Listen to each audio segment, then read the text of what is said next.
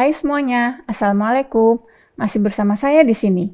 Sekarang kita akan mempelajari cara melakukan transformasi dari sistem koordinat kartesian ke sistem koordinat silinder maupun sebaliknya. Pengetahuan mengenai transformasi ini diperlukan karena ada kalanya benda-benda yang terlibat dalam perhitungan kita melingkupi benda-benda seperti kotak dan tabung. Untuk benda berbentuk kotak, tentu saja kita pecahkan dengan menggunakan sistem koordinat kartesian.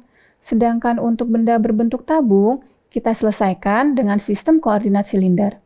Seringkali, di akhir perhitungan, kita perlu melakukan operasi matematis yang melibatkan dua buah sistem koordinat yang berbeda. Untuk itu, perlu dilakukan transformasi terlebih dahulu. Selain itu, pada video ini juga akan dibahas mengenai konsep fisik dari operasi dot product pada vektor, di mana konsep inilah yang dipakai saat kita melakukan transformasi sistem koordinat. Baiklah, sekian pengantar dari saya. Tetap semangat dan fokus, dan selamat menyaksikan. Pada saat kita akan melakukan transformasi sistem koordinat, kita akan melakukan dua tahapan transformasi, yaitu transformasi skalar, di mana pada saat transformasi skalar ini, kita mengubah besaran parameter x, y, z ke parameter rho, v, z atau sebaliknya. Sedangkan tahapan kedua, kita melakukan transformasi vektor, di mana pada saat transformasi ini, kita mengubah besaran vektor ax, vektor ay, vektor az ke besaran vektor a rho, vektor av, dan vektor az. Sekarang, kita akan melakukan tahapan pertama terlebih dahulu, di mana kita akan melakukan transformasi besaran skalar. Mari kita perhatikan segitiga yang berwarna biru berikut.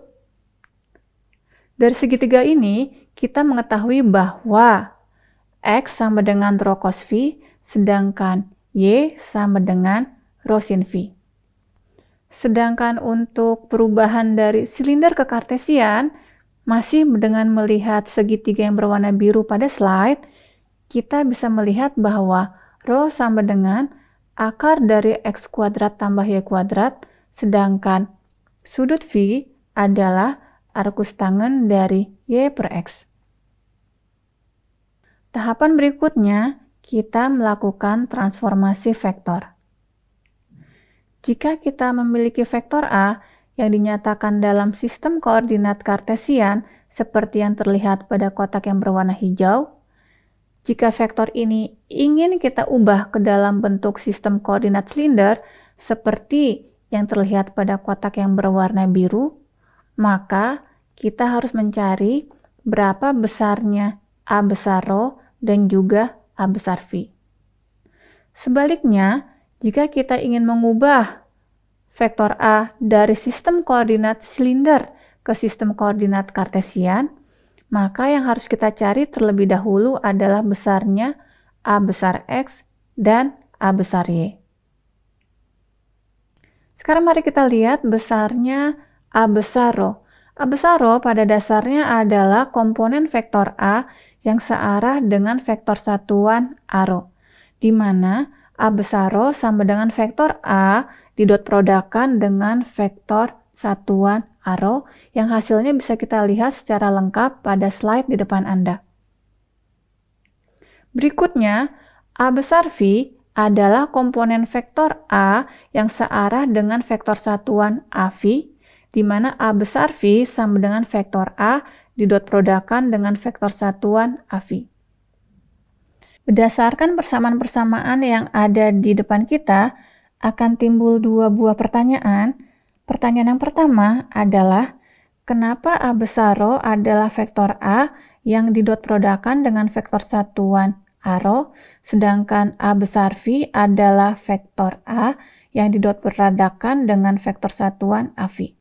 Kenapa yang digunakan adalah operasi dot product, bukan cross product ataupun penjumlahan ataupun pengurangan. Sedangkan pertanyaan kedua adalah berapa besarnya vektor satuan AX dot A rho, AY dot A rho, dan selanjutnya seperti yang terlihat di gambar yang berwarna kuning. Sebelum beralih ke slide berikutnya, mari kita perhatikan dulu persamaan AZ didot produkkan dengan ARO dan juga AZ didot produkkan dengan AVI. Besarnya AZ.ARO dan AZ.AVI adalah 1 karena pada dasarnya vektor satuan AZ, ARO, dan AVI saling tegak lurus. Sekarang kita akan menjawab pertanyaan pertama, yaitu kenapa A besar Rho sama dengan vektor A yang didot produkkan dengan vektor satuan ARO. Mari kita lihat gambar di bawah ini.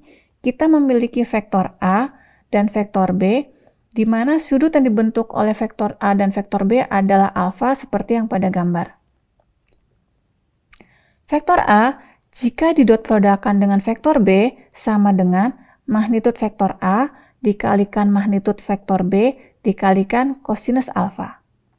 Sekarang, jika kita asumsikan magnitud dari vektor A sama dengan 1, dengan kata lain, vektor A adalah vektor satuan, maka vektor A jika didot produkkan dengan vektor B menjadi magnitud vektor B dikalikan cos alfa. Sekarang mari kita perhatikan segitiga XYZ yang berwarna ungu pada gambar di depan.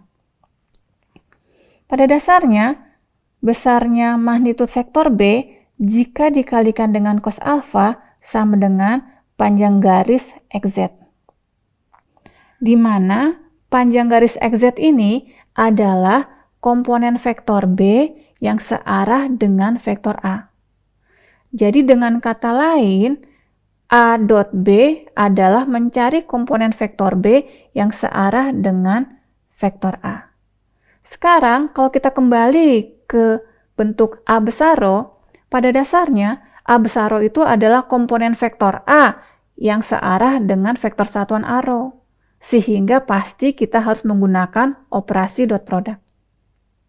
Sekarang kita akan menjawab pertanyaan kedua, yaitu berapa besarnya vektor satuan AX jika didot produkkan dengan vektor satuan ARO. Sekarang kita lihat, jika kita memiliki titik A, maka vektor satuan AX dan AY untuk titik A dinyatakan sebagai berikut, sedangkan vektor satuan ARO dan AVI bisa kita lihat pada gambar seperti berikut.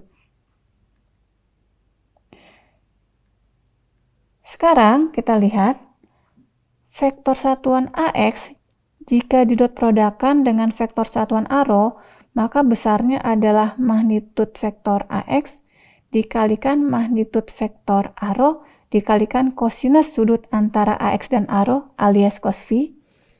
Maka kalau kita lihat di sini, AX dot ARO sama dengan cos phi. Perhatikan vektor yang berwarna hijau pada slide kalian. Sekarang kita ingin melihat berapa AY dot ARO. Perhatikan vektor yang berwarna biru. Maka AY dot ARO adalah cos dari 90 derajat minus phi alias sama dengan sin phi. Sekarang kita akan lihat berapa besarnya AY dot AVI. Perhatikan vektor yang berwarna ungu pada slide kalian. Maka AY dot AVI sama dengan cos phi. Sedangkan AX dot AVI bisa kita lihat di vektor yang berwarna merah pada slide kalian. Maka AX dot AVI adalah cos 90 derajat ditambah phi, yaitu minus sin phi.